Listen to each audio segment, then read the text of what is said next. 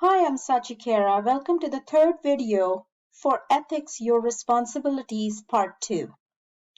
Independence of mind, the state of mind that permits the expression of a conclusion without being affected by influences that compromise professional judgment, thereby allowing an individual to act with integrity and exercise objectivity and professional skepticism. The basic idea in independence of mind is the protection of good professional judgment from various threats. At first glance, it might seem that independence of mind is something that each person can easily determine and control for himself or herself. While sometimes we can be aware that we aren't being fully objective and exercising independent judgment, there are situations in which we are not going to see our lack of independence of mind. It may be a friend or work associate who brings this to our attention. Hey, you seem to be favoring that particular person for the job because she's your old friend. At other times, we will pick up our lack of independence in retrospect, meaning after the fact. Self-awareness can detect lack of independence of mind in some situations. In other cases, self-awareness can fail to detect bias. One partial remedy for this is to ask others to look at our situation to see if they think we are exercising independent judgment in an unbiased way. But here again, there is a potential pitfall.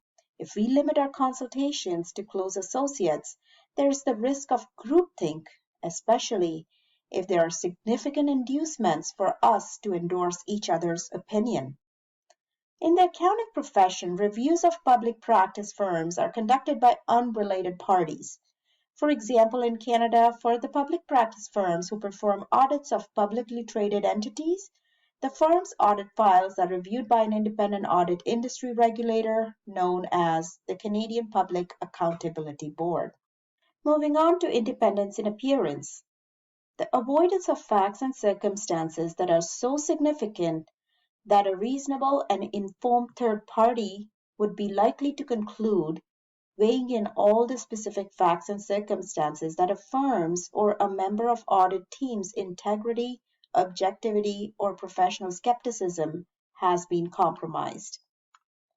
Independence in appearance is defined in terms of how a reasonable and informed person would see the situation of the accountant or the firm. Independence in appearance is important for two reasons. The first has already been pointed out, which is if a reasonable and informed person would see an accountant acting in a way that shows a lack of objectivity and independence, then there is a good chance that the accountant really lacks independence in mind. The second reason is that lack of such an appearance undermines the credibility of accountant and of the accounting profession. There is then a strong reputational interest in maintaining independence in appearance. We have discussed the 5 threats in one of the previous slides. Let's look at the threats to independence. First one is the self-interest threat. To address the self-interest threat, depending on specific circumstances, consider the following actions. Withdraw from the audit or review engagement team and have an individual who has no investment in the firm take over. Tell the client to seek another firm to conduct the review. You know that you should not be involved in audit of firms employing family or friends. Self-review threat.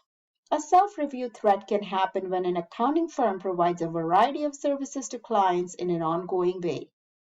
Consider a situation where you may have guided the implementation of an internal control system to deter employee dishonesty.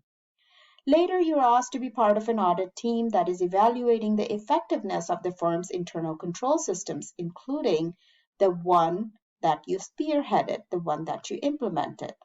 This threatens both independence in mind and in appearance. Third threat is advocacy threat. In independent reviews, the accountant and those working on the team are supposed to be doing an objective appraisal rather than seeking to promote the client's interests.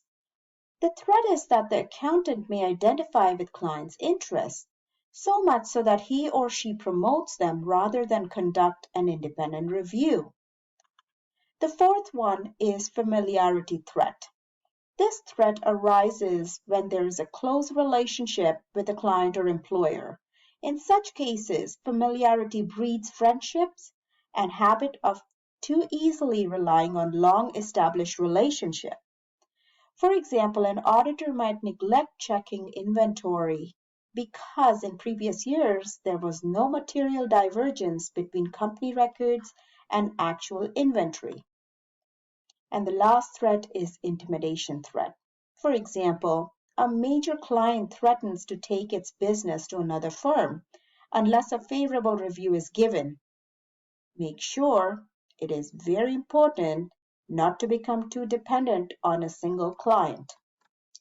This brings us to the last learning objective for this chapter, which is business across the border. Required readings are listed on this slide.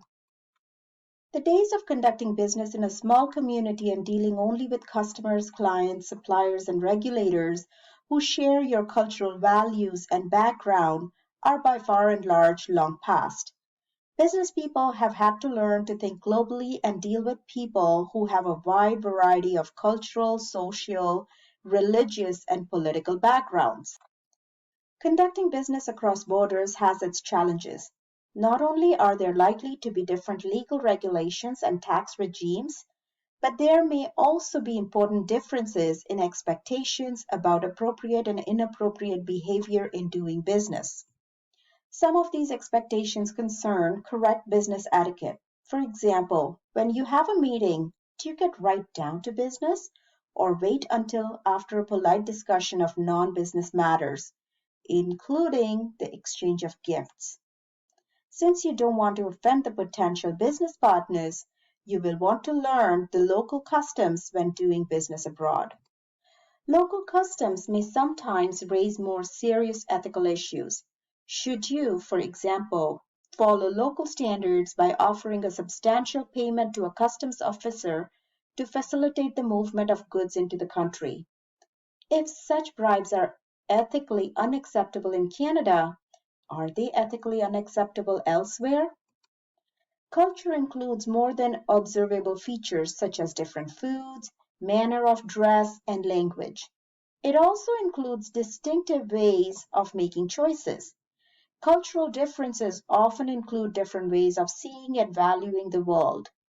A fundamental difference relates to the role of family relationships in business. Dealing with bribery and corruption in international business. In some countries, bribery and corruption are so endemic that it is tempting to treat them as just a cost of doing business. Transparency International publishes two well-known indexes, the Corruption Perception Index, CPI for short, and the Bribe Payers Index, or BPI for short. The organization's website has a wealth of information which focuses on global corruption. Corruption is a global problem, and these indexes are a tool to raise public awareness of the problem and promote better governance. Corruption is as much a problem of the developed world as it is for the developing world. Recent scandals in Germany, France, Japan, and the US or the UK attest to that. People are as corrupt as the system allows them to be. It is when temptation meets permissiveness that corruption takes root on a wide scale. Such an environment is more likely in the emerging democracies of the developing world. Corruption includes bribery and extortion. It is helpful here to define the term bribery. Bribery is different than extortion. In a bribe, the payer of the bribe offers it to the other party to secure some advantage for himself or herself. In extortion, a threat is made to secure an illegitimate payment. Corruption includes widespread bribery and extortion. Both bribery and extortion are actions designed to induce an individual to engage in a wrongful transaction. For example, a corrupt official may ask for a bribe to grant a government contract to a foreign supplier who submits a higher cost bid than other suppliers. The official in effect says that he's willing to breach his fiduciary obligation to accept the lowest cost bid to receive a payment from the supplier. In an article entitled Bribery in International Business, Whose Problem Is It? Henry Lane and Donald Simpson offer the following advice. Do not ignore the issue. Think about how your company should respond when bribery arises and the implications. Establish and follow a corporate policy that reflects the values of senior management. Always investigate before you accept the conventional wisdom. Learn about the local culture and establish good relationships with trusted officials and business people. Avoid listening to and perpetuating unsubstantiated stories. Recognize that it will take time, effort, and money to establish and maintain good relationships with reputable individuals and businesses. This brings us to the final slide. A final piece of advice would be not to jump to hasty conclusions about business practices in foreign countries. Just because a business practice is different from how things are done in Canada does not make it wrong. For example, in many Asian countries, businesses are conducted on a family basis, whereas in Canada, companies worry about nepotism, meaning showing favors to relatives.